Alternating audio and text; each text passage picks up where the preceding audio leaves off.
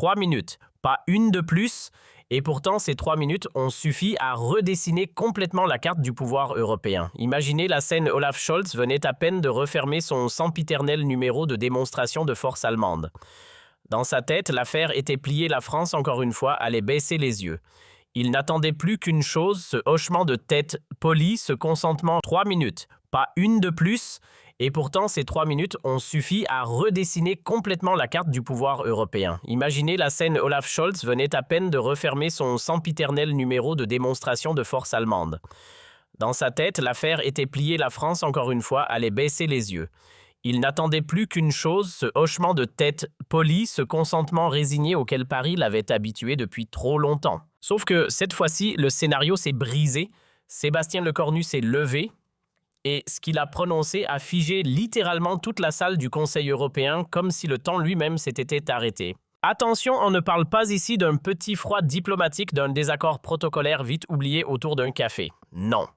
C'est précisément à cet instant-là que la France a envoyé un message limpide à toute l'Europe. L'époque où l'on courbait l'échine devant Berlin, c'est fini. Terminé. Définitivement. Le plus savoureux dans tout ça, Scholz était venu avec un piège soigneusement préparé dans sa serviette. Sauf qu'il n'avait pas prévu une chose, c'est lui qui allait tomber dedans. Bruxelles-Coyette. Conseil européen ce matin-là, l'air dans la grande salle était littéralement chargé d'électricité.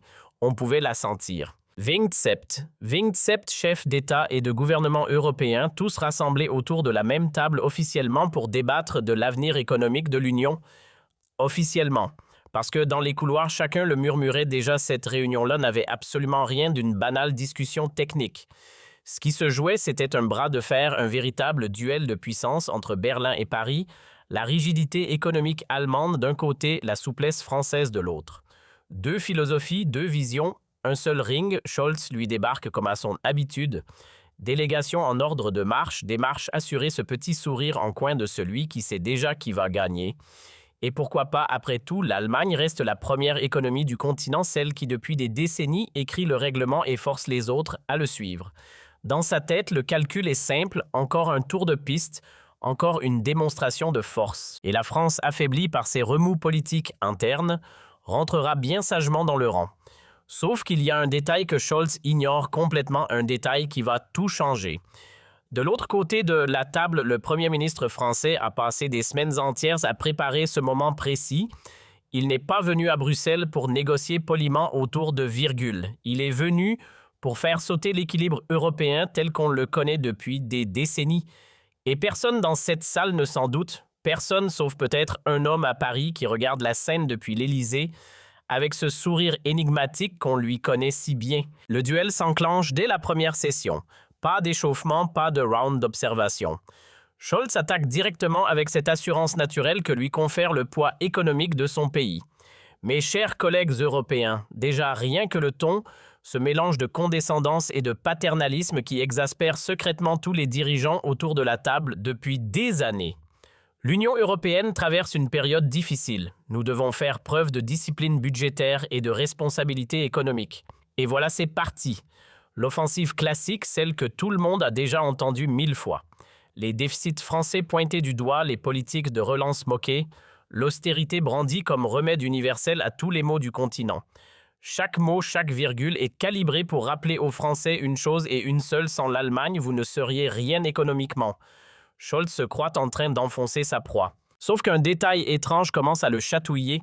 En face, Lecornu ne réagit pas. Pas du tout. Il ne s'agite pas, il ne se défend pas, il n'essaie même pas de justifier quoi que ce soit. Il prend des notes, calmement. Il observe les autres dirigeants autour de la table. Il laisse son adversaire parler, dérouler, s'exposer. Et quand Scholz termine enfin sa première salve, Lecornu pose simplement une question presque innocente en apparence. « Avez-vous terminé, monsieur le chancelier ?» Sur le papier, la phrase est polie, impeccable même. Mais il y a quelque chose dans l'intonation, quelque chose dans le calme glacial de cette voix qui fait qu'à cet instant précis, Scholz sent pour la première fois un minuscule malaise lui remonter dans la gorge. J'aimerais, si vous me le permettez, répondre à vos observations. Le Premier ministre français se lève lentement, sans précipitation aucune, et ce qui va suivre pendant les 3 minutes les plus denses de l'histoire récente du Conseil européen va littéralement faire basculer l'équilibre du continent. Monsieur Scholz, le ton est d'un calme olympien presque inquiétant à force de maîtrise. Vous nous parlez de discipline budgétaire, permettez-moi de trouver cela profondément touchant venant précisément du pays qui a bâti toute sa prospérité sur le dos de ses voisins européens. Boum! Premier impact. L'Assemblée retient son souffle littéralement. Vous comprenez ce qui se passe là. Personne, je dis bien, personne n'ose jamais parler ainsi à l'Allemagne dans une instance européenne. C'est tabou, c'est interdit, ça ne se fait pas. Et là, sous les yeux médusés des autres dirigeants, quelqu'un vient de franchir la ligne rouge. Mais le cornu n'en a pas fini, loin de là. Il sort tranquillement un dossier de sa serviette et déjà rien que ce geste, on sent que quelque chose d'inhabituel se prépare. Permettez-moi de vous rafraîchir la mémoire avec quelques chiffres que votre délégation semble avoir commodément oubliés. L'Allemagne dégage chaque année un excédent commercial de 300 milliards d'euros. 300 milliards. Et vous savez, grâce à qui? À vos partenaires européens qui achètent vos produits. Scholz tente une intervention. Un timide, les échanges commerciaux. Même pas le temps de finir sa phrase. Ne m'interrompez pas, monsieur le chancelier. Cela fait des années que j'écoute vos leçons de morale économique. Aujourd'hui, c'est votre tour d'écouter. Et là, quelque chose bascule. Le ton vient de changer. On a quitté le terrain de la diplomatie polie. On est désormais en pleine confrontation frontale, du brut, du direct, du sans filtre. Votre modèle économique, monsieur Scholz, ce n'est rien d'autre que de l'égoïsme habillé en vertu. Vous prêchez l'austérité à vos voisins pendant que chez vous, vous pratiquez tranquillement le dumping social. Vous critiquez nos déficits tout en profitant à plein régime de notre marché. Chaque phrase, chaque mot fait mouche. C'est de la boxe verbale chirurgicale. Autour de la table, les autres dirigeants européens commencent à regarder le Premier ministre français avec un mélange étrange, un mélange d'admiration pure et d'inquiétude sourde. Parce qu'ils savent tous ce qu'ils sont en train de voir, quelqu'un vient enfin de dire à voix haute ce qu'ils pensent tout bas depuis des années. Et le cornu enchaîne sans laisser le moindre répit, mais le plus beau dans toute votre hypocrisie, ce n'est même pas l'économie, c'est votre politique énergétique. Pendant que vous nous faisiez la leçon sur l'indépendance européenne, sur la souveraineté du continent, sur la nécessité de nous affranchir des puissances étrangères, vous vous construisiez Nord Stream pour enrichir Poutine. Coup de grâce. L'allusion à la relation trouble entre Berlin et Moscou explose dans l'Assemblée comme une bombe. Scholz devient littéralement livide, on voit le sang quitter son visage en temps réel. Il essaie encore désespérément. « Monsieur, vous déformez ?» « Je déforme quoi exactement ?» Le cornu coupe net chirurgical. La réalité de votre dépendance au gaz russe. Votre refus répété d'aider militairement l'Ukraine. Votre complaisance permanente envers le Kremlin. Dites-moi précisément, monsieur le chancelier, qu'est-ce que je déforme? Silence. Le chancelier allemand essaie tant bien que mal de reprendre la main. L'Allemagne a toujours... Même pas. Les cornus ne lui laissent pas le luxe de terminer une phrase. L'Allemagne a surtout toujours pensé à ses propres intérêts commerciaux avant l'intérêt européen. Et aujourd'hui, vous venez nous donner des leçons de responsabilité. C'est d'un ridicule achevé. Là, il faut vraiment imaginer la scène. L'atmosphère dans la salle est devenue électrique au point que les interprètes dans leur cabine peinent littéralement à suivre l'intensité de l'échange. Les doigts des journalistes courent sur leur clavier. Les caméras tournent à plein régime, chacun sent qu'il est en train de vivre un moment historique en direct. Mais le cornu, lui, n'en a absolument pas terminé. Voulez-vous que nous parlions de votre gestion de la crise migratoire, de votre refus obstiné de solidarité envers l'Italie et l'Espagne, ou préférez-vous peut-être qu'on évoque votre blocage systématique des projets de défense européenne? Choisissez, monsieur le chancelier. Moi, j'ai tout le dossier. Scholz fait une ultime tentative désespérée. Ces accusations sont des faits vérifiables. Coupe le cornu en brandissant le dossier qu'il tient à la main. Voulez-vous que je vous cite les rapports officiels de la Commission européenne ou préférez-vous, plutôt que je donne la parole directement à nos collègues italiens et espagnols ici présents pour qu'ils confirment eux-mêmes? Et là, ce qui se passe ensuite, Scholz ne l'avait pas vu venir. Le Premier ministre italien hoche lentement la tête, affirmatif. Son homologue espagnol fait exactement le même geste. Affirmatif. Les alliés se lâchent les uns après les autres. Et Scholz, à cet instant précis, comprend qu'il est en train de perdre en direct devant tout le monde ses alliés traditionnels. Un par un, sans qu'il puisse rien y faire. Monsieur le chancelier, reprend le cornu, et cette fois la voix s'est refroidie d'un cran supplémentaire. Elle est devenue glaciale tranchante. Votre problème fondamental, c'est que vous confondez leadership et domination. Un vrai leader inspire les autres. Vous les écrasez. Un vrai leader rassemble. Vous divisez. L'Assemblée européenne est tétanisée, littéralement. Personne dans cette salle n'a jamais vu, pas même entendu raconter un dirigeant français tenir un discours pareil face à l'Allemagne. C'est inédit, c'est historique, et tout le monde, absolument tout le monde dans la pièce, sent qu'on est en train de vivre un moment qui sera raconté dans les manuels d'histoire. Scholz, lui qui a passé son mandat entier à dominer les débats européens simplement par le poids économique de son pays, se retrouve soudain complètement déstabilisé. Il ne sait plus quoi répondre, ses réflexes ne fonctionnent plus, ses arguments habituels s'effondrent les uns après les autres. Et le cornu enfonce le clou. La France en a assez de votre arrogance totale. Nous en avons assez de vos leçons permanentes, de votre condescendance, de votre égoïsme, que vous cherchez constamment à déguiser en vertu. Le mot « total ». Ce simple mot lâché là fait l'effet d'un électrochoc dans toute l'Assemblée. Il faut bien mesurer la portée de ce qui vient de se dire là. C'est littéralement la première fois depuis des décennies, je dis bien des décennies, qu'un dirigeant européen ose employer un terme aussi frontal en présence du chancelier allemand. Personne avant ce jour n'avait osé.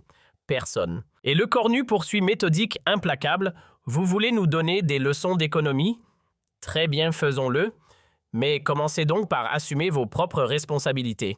Acceptez un véritable budget européen.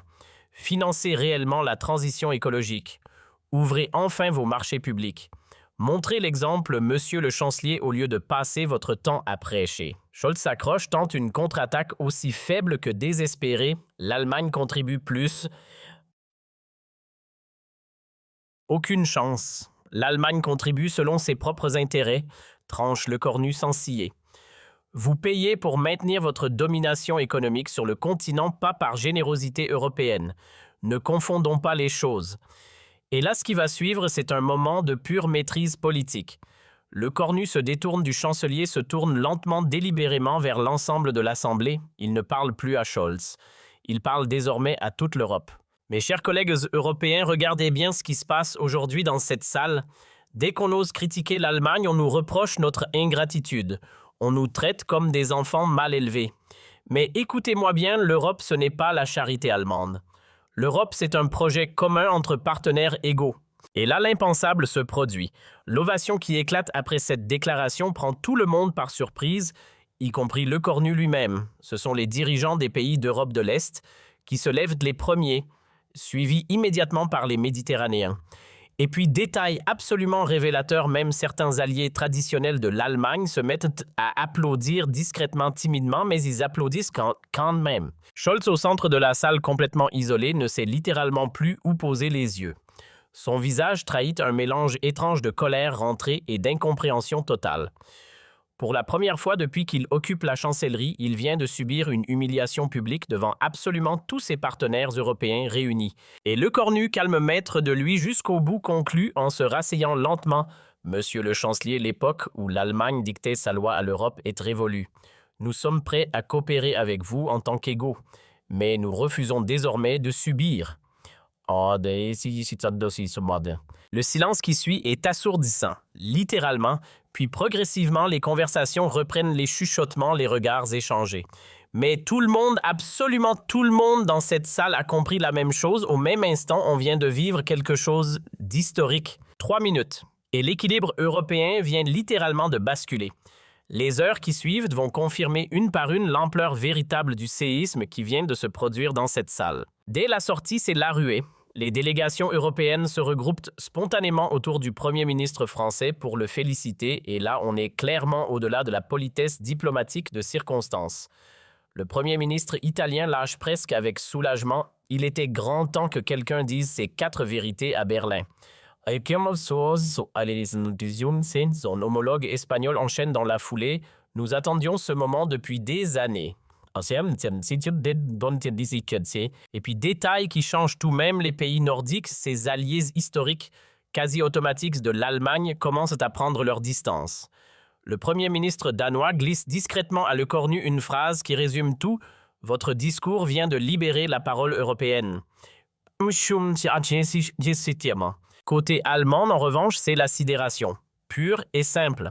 La délégation semble figée dans un état de choc collectif. Les conseillers de Scholz s'agirent dans tous les sens pour tenter de limiter les dégâts, mais il est déjà trop tard. Le mal est fait, et pas qu'un peu. Pour la première fois depuis la réunification allemande, mesurez bien ce que ça signifie, l'Allemagne se retrouve complètement isolée au sein d'une instance européenne. Les médias s'emparent de l'affaire à la vitesse de l'éclair. Les grandes chaînes allemandes titrent sur « l'humiliation de Bruxelles ». Les médias britanniques parlent ouvertement d'un tournant historique dans les relations franco-allemandes. Les grandes agences de presse internationales évoquent carrément une renaissance du leadership français en Europe. Tous à l'unisson pointent la même évidence, quelque chose vient de changer profondément et rien ne sera plus jamais tout à fait pareil après ce jour. Et puis il y a les réseaux sociaux, là c'est carrément l'embrasement. Le hashtag de la confrontation devient tendance numéro 1 dans toute l'Europe en quelques heures. Les extraits vidéo du face-à-face explosent les compteurs des millions et des millions de vues en une soirée. Les commentaires affluent de partout dans toutes les langues. Enfin quelqu'un qui tient tête à l'Allemagne. Voilà le nouveau leader européen. La France vient d'humilier Berlin. Et ainsi de suite à l'infini. Dans les chancelleries européennes, c'est l'effervescence totale. Rome, Madrid, Varsovie, partout, l'intervention française est saluée comme un événement libérateur. Un diplomate italien résume bien l'état d'esprit général. Il a dit tout haut ce que nous pensions tout bas depuis beaucoup trop longtemps. À Berlin, en revanche, c'est la consternation la plus complète. L'entourage du chancelier ne comprend tout simplement pas ce qui vient de se passer. Comment le Premier ministre français a-t-il bien pu préparer une attaque aussi méthodique, aussi chirurgicale? Et surtout, d'où sortait ce mystérieux dossier qu'il agitait avec tant d'assurance pendant l'échange? Les services de renseignement allemands vont passer les semaines suivantes à décortiquer chaque seconde de cette débâcle pour tenter de comprendre comment ils ont pu être pris à ce point au dépourvu. Pendant ce temps, à l'Élysée, l'ambiance est tout autre. C'est la satisfaction pure savourée en silence. Le président français, qui avait donné carte blanche totale à son Premier ministre pour cette opération, savoure ce triomphe diplomatique comme un fin connaisseur. Il a été parfait, confie-t-il à ses conseillers les plus proches. Il vient de prouver que la France sait encore quand elle le veut vraiment surprendre tous ses partenaires. Mais les véritables conséquences de cette journée dépassent très largement le cadre étroit de ce seul sommet. Parce que dans les semaines qui suivent, l'onde de choc se propage partout et des dossiers qu'on croyait bloqués à tout jamais redémarrent soudainement.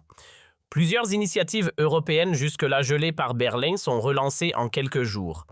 Le budget européen de la défense que l'Allemagne refusait obstinément depuis des mois retrouve d'un seul coup un second souffle spectaculaire. La taxe carbone aux frontières que Scholz freinait en coulisses depuis des mois avance désormais à grande vitesse. Voilà le résultat brut en 3 minutes. Le Cornu vient de réussir ce que des années entières de négociations diplomatiques n'avaient jamais permis d'obtenir. Remettre l'Allemagne à sa juste place sur l'échiquier européen. 3 minutes. C'est à peine croyable quand on y pense. Mais le plus fascinant dans toute cette séquence, ce n'est peut-être même pas la défaite allemande, c'est la métamorphose totale de l'image du Premier ministre français lui-même. Jusque-là, on le percevait comme quoi un technocrate discret, efficace, mais sans éclat, un homme de dossier, plus que de coups d'éclat. Et voilà que du jour au lendemain, il révèle une dimension de leader européen que personne, absolument personne, ne lui soupçonnait. Sa capacité à tenir tête aux géants allemands avec ce calme olympien et cette précision chirurgicale impressionnent profondément tous les observateurs internationaux. Et les répercussions de cette confrontation historique se font sentir presque instantanément dans toutes les capitales européennes. À Rome, par exemple, la première ministre italienne convoque dans l'heure une réunion d'urgence avec ses conseillers les plus proches. « Nous venons d'assister à un moment charnière », déclare-t-elle, et le mot est soigneusement pesé. Ce qui vient de se passer à Bruxelles, c'est ce qu'aucun dirigeant européen n'osait plus faire depuis bien trop longtemps, dire enfin ces 4 vérités à Berlin en face sans trembler. Son ministre des Affaires étrangères, présent à la réunion, pousse immédiatement l'argument plus loin. Mais attendez, c'est aussi une formidable opportunité pour nous.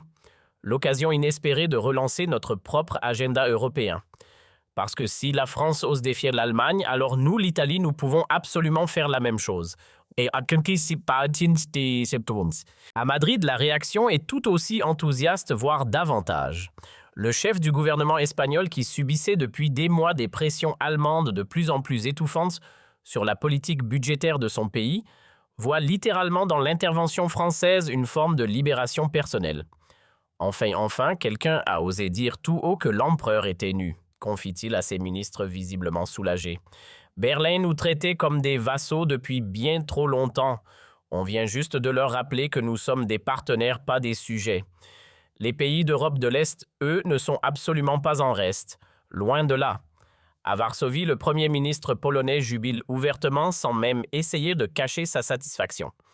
L'arrogance allemande vient de prendre un coup, donc croyez-moi, elle ne se remettra pas, lâche-t-il lors d'une réunion gouvernementale qui a fuité dans les jours suivants. Ce qui a été accompli en 3 minutes, c'est exactement ce que nous essayons de faire depuis des années sans succès, remettre Berlin à sa place. Et puis il y a le cas particulier de la Hongrie. Le dirigeant hongrois, pourtant rompu lui-même aux confrontations les plus musclées avec Bruxelles, reconnaît sans détour la performance du Premier ministre français. C'est dire. On vient de démontrer publiquement qu'on peut parfaitement tenir tête à l'Allemagne sans avoir besoin de sortir de l'Union européenne, analyse-t-il à son tour. C'est pour moi une leçon de politique européenne absolument magistrale. Mais peut-être que la réaction la plus significative, la plus révélatrice même, nous vient de Prague, et ça, franchement, c'est tout sauf anodin. Le Premier ministre tchèque, un homme traditionnellement connu pour sa prudence quasi maladive dans ses relations avec Berlin, ose pour la toute première fois critiquer ouvertement publiquement la politique allemande. Ce qui vient d'être dit à Bruxelles, c'est très exactement ce que nous ressentons tous ici à Prague depuis très longtemps, déclare-t-il sans détour lors d'une conférence de presse. Berlin nous traite comme des clients, pas comme des partenaires. Pendant ce temps, à Berlin, justement, l'onde de choc est absolument considérable. Dans les bureaux feutrés de la chancellerie, c'est la consternation totale, pure et simple. Les conseillers du chancelier passent leur journée à essayer de comprendre désespérément comment ils ont pu être pris au dépourvu de manière aussi spectaculaire. Nous avons complètement sous-estimé les Français, c'est aussi simple que ça, admet l'un d'entre eux dépité.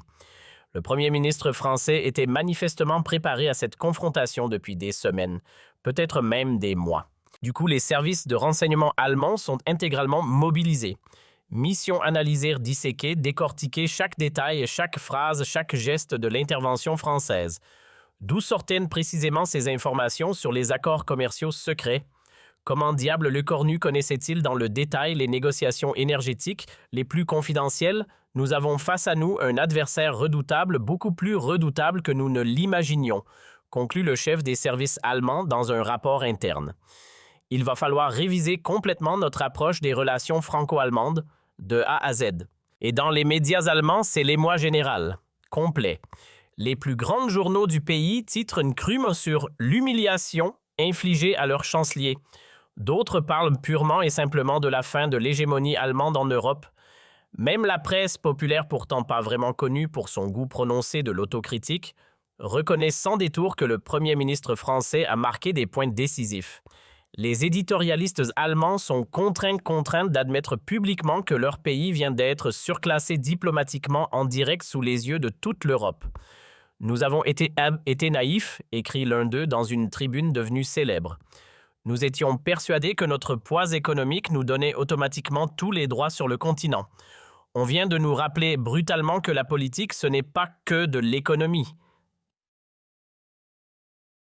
Mais c'est ce qui trouble vraiment Berlin, au-delà même de la défaite elle-même, c'est ce qui se passe du côté des alliés traditionnels de l'Allemagne, parce que là, on touche à quelque chose de beaucoup plus grave. Les Pays-Bas, habituellement solidaires comme un seul homme des positions allemandes dans chaque réunion européenne, prennent soudainement leur distance. Le Premier ministre néerlandais confie en privé, mais la phrase finira par fuiter « On est allé trop loin dans l'arrogance ».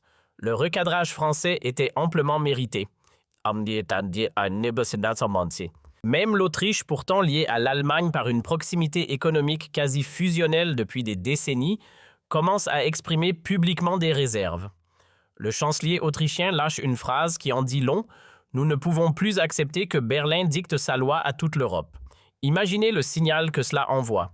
Cette défection progressive presque domino des alliés historiques allemands inquiète profondément la chancellerie. Et on les comprend. Pour la première fois depuis des décennies, et c'est vraiment ça l'information essentielle, l'Allemagne se retrouve isolée, véritablement isolée sur la scène européenne. Un pays de 24 millions d'habitants, première économie du continent isolé, c'est du jamais vu. Évidemment, les médias internationaux ne tardent pas à s'emparer massivement de l'affaire. Les grandes chaînes d'information britanniques consacrent un documentaire spécial complet à l'humiliation subie à Bruxelles. Les networks américains majeurs analysent en profondeur le nouveau rapport de force franco-allemand et même certaines chaînes traditionnellement peu intéressées par les affaires européennes évoquent sans détour la gifle française à l'arrogance allemande. Quand ces chaînes-là s'en mêlent, c'est que le tremblement de terre a vraiment une portée mondiale. Les plus grands journaux américains, de leur côté, publient des éditoriaux remarqués. Le premier titre sur le fait que le Premier ministre français vient de redonner ses lettres de noblesse à la diplomatie française. Un autre y va d'un titre encore plus parlant, comment un Premier ministre français a changé l'Europe en 3 minutes. Cette couverture médiatique internationale massive amplifie encore, si c'était possible, l'impact réel de l'intervention. Et le plus fou dans tout ça, dans les grandes universités américaines, des cours entiers de relations internationales intègrent déjà cette séquence 3 minutes, seulement rappelons-le comme un véritable cas d'école de soft power à enseigner aux étudiants. Sur les amphithéâtres prestigieux des grandes universités américaines, l'analyse se prolonge et s'affine de semaine en semaine. Un professeur de sciences politiques lâche face à ses étudiants médusés une phrase qui fera le tour du monde académique. On vient littéralement de nous démontrer en direct comment l'intelligence politique peut triompher de la force économique brute. De l'autre côté, chez les ingénieurs du Grand Institut technologique de Boston, c'est plutôt la stratégie de communication elle-même du Premier ministre français qui est décortiquée en détail. Il a retourné la situation avec une maestria absolument confondante, explique un spécialiste de la communication politique. Je vous résume ça en une phrase. Son adversaire pensait donner une leçon, il a fini par en recevoir une monumentale. Et les conséquences économiques, elles ne tardent absolument pas à se manifester. Au contraire. Dans les jours qui suivent directement la confrontation, l'euro se renforce sensiblement face au dollar porté, disent les analystes guidés par l'espoir concret d'une Europe enfin plus unie, moins dominée unilatéralement par Berlin. Les marchés financiers européens, toujours sensibles aux signaux politiques, réagissent très positivement à ce qu'ils perçoivent clairement comme un rééquilibrage salutaire et attendu depuis longtemps. Les investisseurs internationaux étaient vraiment lassés de l'hégémonie allemande, explique sans embâche un analyste réputé de la City londonienne. Ce qui vient de se passer à Bruxelles redonne instantanément de la crédibilité au projet européen dans son ensemble. À la Bourse de Paris, c'est carrément l'euphorie. Les actions françaises s'envolent dopées par ce regain de confiance internationale. Et les grandes entreprises hexagonales, elles voient dans cette victoire diplomatique quelque chose de beaucoup plus concret, une opportunité inespérée de renégocier leurs relations souvent déséquilibrées avec leurs partenaires allemands. On vient juste de nous donner les moyens concrets de nos ambitions industrielles, se réjouit sans cacher sa satisfaction le patron d'un grand groupe français. À Francfort, capitale financière allemande, c'est très exactement l'inverse qui se produit. Les grandes entreprises allemandes s'inquiètent ouvertement à juste titre de ce changement brutal de rapport de force. Leur lobby ultra-puissant multiplie d'urgence les contacts avec la chancellerie pour tenter de comprendre et vite la nouvelle donne européenne.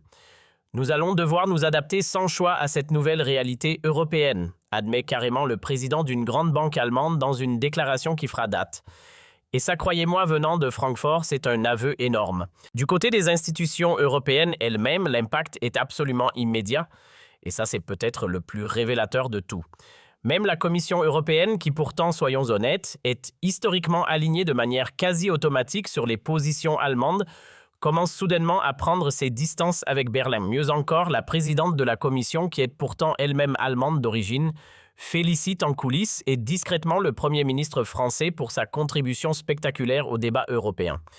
Quand on en arrive là, franchement, c'est que quelque chose a vraiment changé en profondeur. Au Parlement européen, les députés français reprennent confiance d'un seul coup, comme s'ils respiraient enfin. « On vient de nous montrer la voie », déclare l'un d'eux avec un certain émerveillement dans la voix. Nous n'avons plus à subir éternellement les diktats de Berlin comme c'était le cas depuis des années. Et même au sein du Conseil européen, l'atmosphère change complètement de nature. Le président de l'institution confie lui-même en privé Mais la citation finira par circuler. On vient tout simplement de libérer la parole européenne. Maintenant, chacun ose enfin exprimer ouvertement ses divergences avec l'Allemagne. 3 mois seulement après cette fameuse confrontation, les premiers résultats concrets tangibles commencent déjà à apparaître noir sur blanc. Le budget européen de la défense bloqué obstinément par l'Allemagne depuis des mois est enfin adopté. La France obtient gain de cause sur plusieurs dossiers industriels stratégiques qui traînaient depuis des années. La donne a changé, reconnaît même un peu amer un diplomate allemand de haut rang. Nous allons devoir désormais négocier au lieu de simplement imposer comme avant. Pour le chancelier personnellement, les conséquences sont tout simplement dramatiques. Sa popularité à l'intérieur même de l'Allemagne s'effondre littéralement comme un château de cartes. Les sondages le donnent en chute libre vertigineuse, dépassé pour la toute première fois par l'opposition conservatrice. Il a humilié l'Allemagne, titre sans le moindre ménagement un grand journal conservateur allemand. Il vient d'exposer au monde entier notre faiblesse face à la France. Et le pire pour lui, c'est que même au sein de son propre parti, les critiques se multiplient à une vitesse folle. Plusieurs dirigeants influents réclament discrètement son remplacement en coulisses dans les bureaux feutrés de la direction. Il a perdu absolument toute crédibilité européenne, confie amèrement l'un d'eux. Dites-moi sincèrement comment voulez-vous qu'il puisse négocier efficacement quoi que ce soit après ce qui s'est passé à Bruxelles. À l'exact opposé, le premier ministre français voit sa stature internationale grandir littéralement de jour en jour. Il reçoit des invitations de toutes les capitales européennes sans exception. Les dirigeants du monde entier veulent rencontrer, toucher du doigt l'homme qui a osé tenir tête à l'Allemagne en direct. Il est devenu une véritable star européenne, observe avec satisfaction un diplomate français en poste à Bruxelles.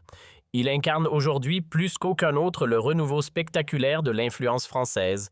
Et 6 mois plus tard, quand les historiens commenceront à analyser froidement cette période charnière, ils dateront très précisément de ce jour-là, ce jour de confrontation à Bruxelles, le retour officiel de la France au tout premier rang européen. Pas par la force économique brute, attention. Non, par l'audace politique pure et l'intelligence diplomatique. Et au fond, on vient de prouver qu'en Europe aussi, David peut parfaitement terrasser Goliath. Cette confrontation-là, elle restera dans les annales, définitivement, comme le moment très précis où l'Europe a cessé d'être un simple protectorat allemand pour redevenir enfin une authentique union d'égaux. Et tout ça, il faut vraiment le répéter pour bien prendre la mesure de la chose grâce à seulement 3 minutes de pur courage français face à l'arrogance installée depuis des décennies. Sauf que l'histoire ne s'arrête absolument pas là, pas du tout. Parce que les répercussions véritables de cette journée historique vont aller bien au-delà de ce que quiconque, même dans le camp français, aurait pu imaginer sur le moment. Dans les semaines qui suivent, c'est littéralement toute l'architecture européenne qui se met à se transformer bloc par bloc, sous l'impulsion directe de cette confrontation mémorable. À Washington, de l'autre côté de l'Atlantique, l'administration américaine suit les événements avec un intérêt croissant et même, disons-le, une certaine fascination. Le secrétaire d'État en personne convoque en urgence son équipe Europe pour analyser à froid cette nouvelle donne continentale. Ce qui vient de se passer à Bruxelles redistribue totalement les cartes en Europe, explique-t-il posément lors d'une réunion confidentielle dont les fuites arriveront plus tard. Nous avons peut-être pour la première fois depuis longtemps un nouvel interlocuteur de tout premier plan à prendre au sérieux. Le Pentagone, de son côté, ne reste pas les bras croisés non plus. L'institution militaire américaine réévalue méthodiquement l'ensemble de ses relations avec les partenaires européens. Si la France reprend véritablement du poids face à l'Allemagne, ça peut changer concrètement nos stratégies de défense sur le continent. Analyse en interne un général américain de haut rang. Le nouveau profil français paraît clairement beaucoup plus volontaire sur toutes les questions militaires. Même les services de renseignement américains, les fameux services, mettent intégralement à jour leurs analyses géopolitiques. La conclusion d'un rapport interne tombe comme un couperet. Berlin n'est plus l'unique centre de décision européen. Paris redevient un acteur majeur qu'il va falloir désormais prendre très au sérieux dans toutes nos analyses à venir. Passons maintenant à l'Asie parce que là aussi, l'onde de choc se fait sentir immédiatement. En Chine, à Pékin, on observe cette évolution européenne avec ce qu'il faut bien appeler une satisfaction à peine dissimulée. Une Europe divisée entre Paris et Berlin, ça nous arrange franchement, confie sans détour un diplomate chinois dans un cercle restreint. On vient de se voir offrir une alternative crédible à Berlin dans toutes nos négociations commerciales à venir. Dans la foulée, les autorités chinoises invitent discrètement mais très officiellement le Premier ministre français à Pékin pour discuter en face à face de nouveaux partenariats stratégiques. La France d'aujourd'hui nous paraît clairement beaucoup plus pragmatique que l'Allemagne actuelle, explique un responsable du Parti communiste chinois dans une analyse interne. Côté russe, le Kremlin scrute évidemment lui aussi cette nouvelle configuration européenne avec la plus grande attention. Le nouveau visage français nous paraît nettement moins hostile que le chancelier allemand, estime froidement un conseiller du président russe. Cette critique frontale de la politique allemande pourrait qui sait nous ouvrir des perspectives inattendues. Moscou teste donc discrètement les nouvelles lignes diplomatiques françaises, espérant exploiter classique cette fracture franco-allemande toute neuve à son propre avantage géopolitique. Et puis dans les capitales africaines, l'onde de choc européenne se fait elle aussi ressentir très concrètement. Si la France reprend véritablement du poids en Europe, ça peut changer en profondeur notre relation avec l'UE dans son ensemble. Analyse très justement le président sénégalais dans une déclaration remarquée.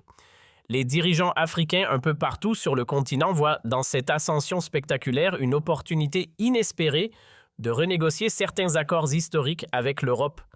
Des accords qui, pour être honnêtes, leur étaient souvent défavorables depuis longtemps. Au Proche-Orient, dans tous les acteurs majeurs Israël, aussi bien que les pays arabes, suivent cette évolution avec une attention redoublée.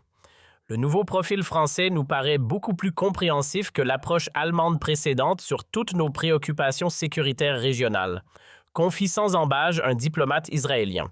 Preuve concrète de ce basculement, les Émirats arabes unis organisent dans la foulée une visite officielle en grande pompe du Premier ministre français, avec l'objectif très affiché d'explorer de nouveaux partenariats stratégiques entre les deux pays. Direction l'Amérique latine à présent, et là aussi, croyez-le ou non, la reconfiguration européenne fait des vagues. Le Brésil et l'Argentine flairent immédiatement des opportunités dans ce bouleversement continental.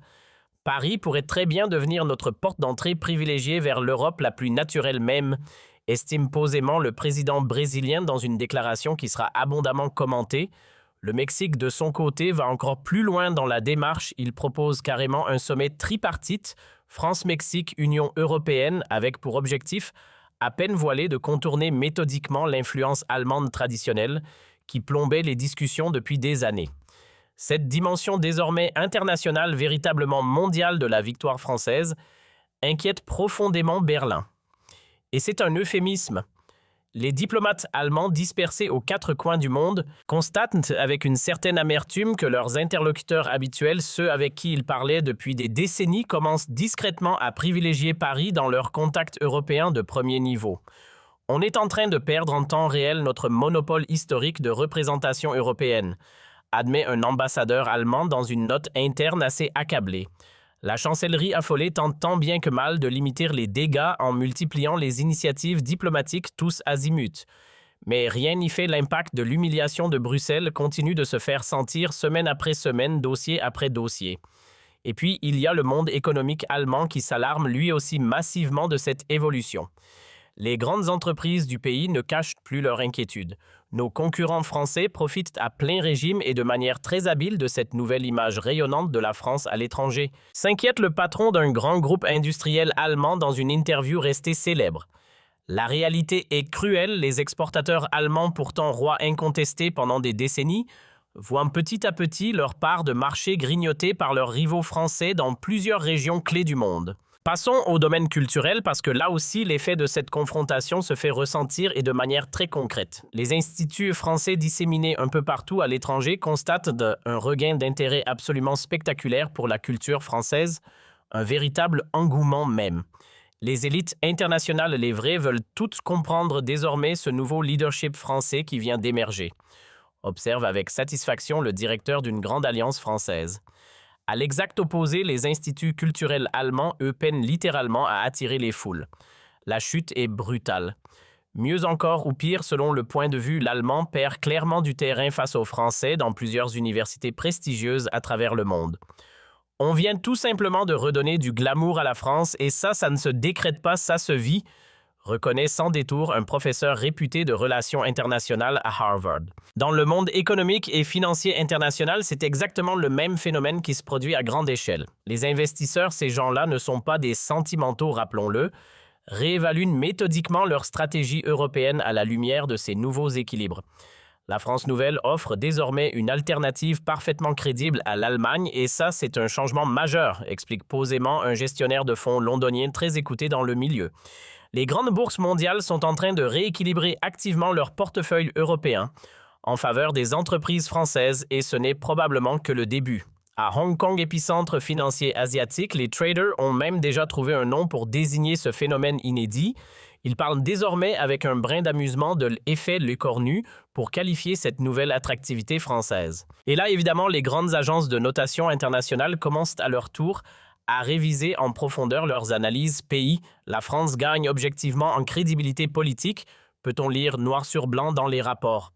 L'une des plus grandes agences mondiales améliore ainsi la perspective française, tout en dégradant légèrement ce qui est un signal énorme, celle de l'Allemagne. La justification officielle tombe implacable. Le chancelier a manifestement perdu une partie significative de son autorité internationale. Un an, alors a fallu exactement un an jour pour jour après cette confrontation historique pour que le bilan complet puisse vraiment être dressé. Et quel bilan, mesdames et messieurs, absolument saisissant. Le Premier ministre français a réussi en 12 mois à peine à repositionner complètement la France comme une puissance européenne incontournable. Mieux, son influence personnelle dépasse désormais très largement les frontières de l'Hexagone pour rayonner sur l'ensemble de la scène mondiale. Il a transformé en temps réel ce qui n'était qu'un simple moment de tension diplomatique en véritable opportunité stratégique à long terme. Analyse très finement un diplomate français en poste à l'ONU. À l'Élysée, le président français savoure cette transformation spectaculaire avec la satisfaction tranquille de celui qui avait misé un an plus tôt sur le bon cheval. Il a fait plus pour l'image de la France en 3 minutes qu'on n'aurait jamais pu faire en 3 années complètes de diplomatie traditionnelle, confie-t-il à ses conseillers les plus proches. Le chef de l'État envisage même ouvertement, et c'est un signal énorme, de proposer son Premier ministre pour de hautes fonctions internationales dans les années à venir. Pour le chancelier allemand, en revanche, la descente aux enfers, elle se poursuit inexorablement, implacablement. Il est aujourd'hui dans une situation où ses homologues européens ne le prennent tout simplement plus au sérieux depuis l'incident de Bruxelles. C'est devenu un fait établi dans toutes les chancelleries. Il a tout simplement perdu toute crédibilité et ça ne se récupère pas, chuchote en coulisses un diplomate nordique. Le chancelier multiplie pourtant et on ne peut pas lui reprocher de ne pas essayer les initiatives pour tenter désespérément de redorer son blason, sans aucun succès tangible. Sa popularité à l'intérieur de l'Allemagne même continue sa chute vertigineuse semaine après semaine. Les sondages le placent maintenant très loin derrière l'opposition conservatrice. Il a humilié l'Allemagne face à la France, titre sans la moindre délicatesse un grand éditorial d'un journal conservateur allemand de référence. Il doit partir, maintenant, et ça même à l'intérieur de son propre parti, les voix critiques se multiplient à une vitesse absolument folle. Plusieurs ténors des figures historiques du parti réclament désormais ouvertement, sans plus prendre de gants, un changement immédiat de leadership. Il ne peut plus représenter l'Allemagne avec la moindre autorité à l'étranger, c'est devenu physiquement impossible, estime l'un d'eux. Pire encore, une motion de défiance interne commence même à circuler discrètement entre les députés. Quant aux grandes entreprises allemandes, elles font pression elles aussi pour un changement rapide.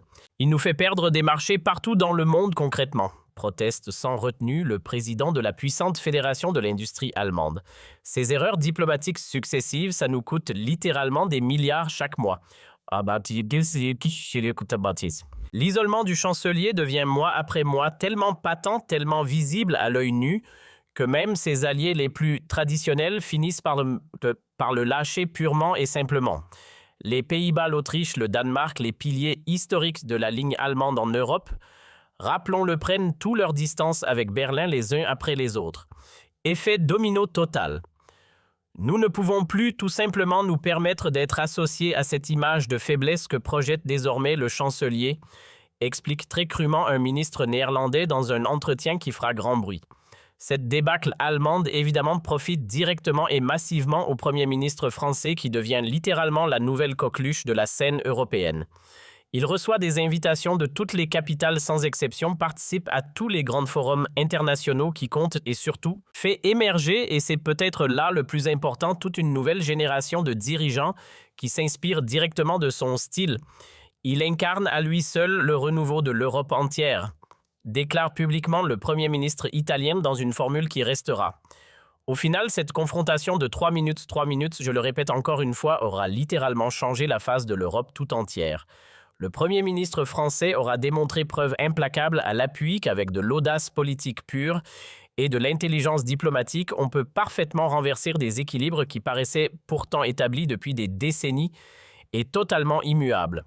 Son adversaire lui aura appris à ses dépens et à quel prix, aïe aïe aïe, cette vérité éternelle de la politique internationale, l'arrogance toujours finit par se retourner contre ceux qui s'en rendent coupables. Avançons maintenant de 2 ans. 2 ans après cette journée désormais historique, les conséquences continuent de manière stupéfiante à se déployer à travers le monde entier.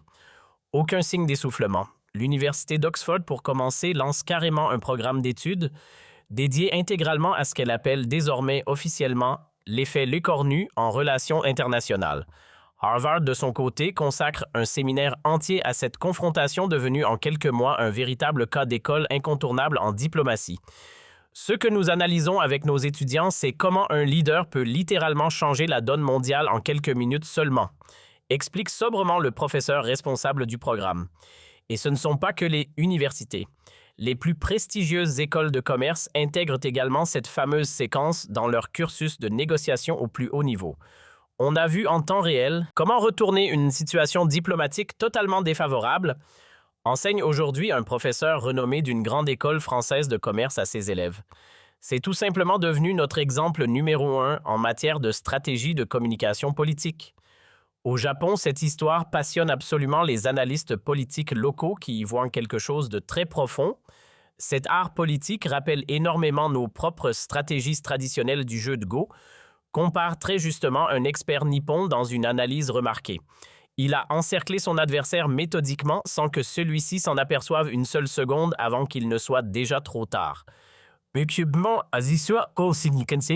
Tokyo propose même officiellement d'inviter le Premier ministre français pour une grande conférence internationale sur le leadership asiatique. En Inde aussi, le Premier ministre indien étudie attentivement lui-même les méthodes du français. Ce dirigeant-là comprend vraiment comment s'imposer face aux puissances établies et c'est rare, confie-t-il à ses propres conseillers dans des réunions restées confidentielles jusqu'à aujourd'hui. New Delhi organise dans la foulée un grand sommet bilatéral Inde-France pour explorer cette nouvelle relation désormais privilégiée et au passage contourner délibérément Berlin dans la démarche, ce qui en soi est déjà un message politique énorme. L'Australie, elle non plus, ne reste pas les bras croisés face à ce bouleversement géopolitique. Elle manifeste clairement ouvertement son intérêt pour ce nouveau style français qui vient d'émerger. On nous offre enfin une véritable alternative européenne crédible à l'Allemagne, et franchement, c'était attendu, estime sans détour le Premier ministre australien. Dans la foulée, Canberra signe rapidement plusieurs accords de coopération directement, c'est le mot important avec Paris, en négligeant délibérément les canaux diplomatiques allemands traditionnels. Le signal envoyé est massif. En Corée du Sud aussi, le même phénomène se reproduit. Séoul voit dans l'ascension française une opportunité en or de diversifier ses partenariats européens trop longtemps concentrés sur un seul axe. La France d'aujourd'hui nous comprend infiniment mieux que l'Allemagne actuelle, c'est comme le jour et la nuit, analyse sobrement un ministre sud-coréen dans une conférence de presse. Concrètement, un partenariat technologique franco-coréen de grande ampleur est signé dans les mois qui suivent en excluant explicitement, et c'est un détail qui n'en est pas un, les entreprises allemandes du deal. Même en Nouvelle-Zélande, pourtant géographiquement si éloignée de l'Europe, l'écho de la victoire française se fait entendre. Wellington propose carrément une alliance du Pacifique incluant la France mais excluant volontairement l'Allemagne. C'est dire. Ce nouveau profil français incarne exactement le dynamisme dont nous avons cruellement besoin dans cette région du monde, justifie sans détour le Premier ministre néo-zélandais pour expliquer son choix. Et dans le monde arabe, les réactions sont tout aussi favorables, voire massivement enthousiastes à la France. L'Arabie saoudite, pour commencer, invite officiellement le Premier ministre français pour discuter directement d'une coopération énergétique privilégiée entre les deux pays. Riyad préfère désormais clairement traiter avec Paris qu'avec Berlin, c'est acté. révèle sans embâche un diplomate saoudien. Les Émirats arabes unis, eux, vont encore plus loin dans la démarche. Ils proposent un partenariat stratégique franco-émirati qui marginalise délibérément et ouvertement l'Allemagne dans toute l'équation. Le profil français comprend vraiment nos enjeux régionaux, c'est une différence fondamentale, explique un ministre émirati. Le Qatar, dans la foulée, organise également un grand forum économique franco-qatarien, en snobant de manière ostensible et assumée les grandes entreprises allemandes présentes dans la région. Direction l'Afrique subsaharienne maintenant. Et là, franchement, l'effet se multiplie de manière spectaculaire. Le Ghana, pour commencer, propose très officiellement un accord commercial préférentiel avec la France. Le Kenya, dans la foulée, invite carrément le Premier ministre français pour venir inaugurer sur place de grands nouveaux projets d'infrastructure. Paris redevient enfin notre partenaire privilégié en Europe, c'est clair et net, déclare sans embâche le président kényan lors de la cérémonie d'inauguration. Même l'Afrique du Sud, pourtant traditionnellement très neutre, prudente dans ses alignements, penche désormais ouvertement vers la France. Ce leadership-là nous inspire confiance, c'est aussi simple que ça, confie un haut responsable sud-africain. Le Botswana et le Rwanda, eux, suivent dans la foulée cette même tendance en signant à leur tour plusieurs accords bilatéraux directement avec Paris. Et dans les grandes organisations internationales, c'est exactement le même phénomène qui se produit, peut-être même plus marqué encore. Cette nouvelle influence française se fait sentir partout dans tous les couloirs. À l'ONU, le Premier ministre français parvient à rassembler autour de lui une véritable coalition de pays émergents qui se rallient massivement aux propositions françaises. Il fédère infiniment mieux que son homologue allemand, c'est un fait objectif désormais, observe avec finesse un ambassadeur africain. À l'UNESCO, un candidat français est élu à la tête de l'organisation battant au passage, le candidat allemand qui était pourtant donné grand favori par tous les observateurs avant le vote, imaginez le signal. Au FMI, la France gagne clairement en influence semaine après semaine, tandis qu'en parallèle, l'Allemagne en perd tout aussi sûrement. L'image de leadership qui émane désormais du Premier ministre français rejaillit littéralement sur toutes les institutions internationales, analyse en profondeur un économiste de Washington. La Banque mondiale, elle aussi, révise en profondeur ses partenariats européens en faveur de Paris. Et même l'OMC, cette institution si importante pour le commerce mondial, privilégie désormais ouvertement les propositions françaises par rapport aux initiatives allemandes. La France a retrouvé une crédibilité internationale qu'elle n'avait pas connue depuis très longtemps, reconnaît sans détour le directeur général de l'OMC en personne. Sur le plan culturel, cette nouvelle influence politique se traduit concrètement par un regain d'intérêt mondial absolument massif pour tout ce qui touche de près ou de loin à la France. Tenez, les grandes universités américaines voient littéralement leurs cours de français se remplir à nouveau après des années de déclin. Les étudiants veulent tous aujourd'hui comprendre en profondeur le phénomène français, explique sans détour un professeur réputé d'une grande université new-yorkaise. Les écoles de commerce européennes, de leur côté, recrutent massivement des intervenants français pour répondre à la demande. Et dans les cursus internationaux les plus prestigieux, le français regagne clairement du terrain face à l'allemand année après année. On a tout simplement rendu le français sexy à nouveau et ça, c'est un exploit culturel en soi, résume joliment un linguiste réputé de Cambridge. Encore plus spectaculaire, Hollywood lui-même s'intéresse désormais à cette histoire pour en tirer un long métrage. Et